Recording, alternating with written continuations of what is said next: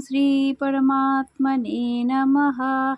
अथो तृतीयोऽध्यायः कर्मयोगः। अर्जुन उवाच।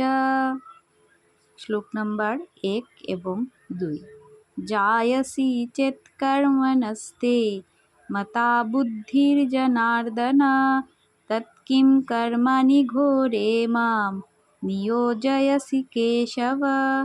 অর্থাৎ অর্জুন বললেন, হে জনার্দন, যদি কর্মযোগ থেকে জ্ঞান তোমার মতে শ্রেষ্ঠ হয়, তবে হে কেশব, এই হিংসাত্মক কাজে কেন আমাকে নিযুক্ত করেছ?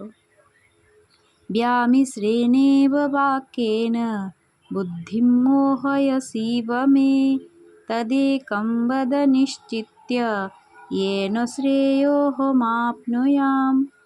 অর্থাৎ কখনো কর্মের কখনো জ্ঞানের প্রশংসা করে সন্দেহজনক কথায় কেন আমাকে বিমোহিত করেছ?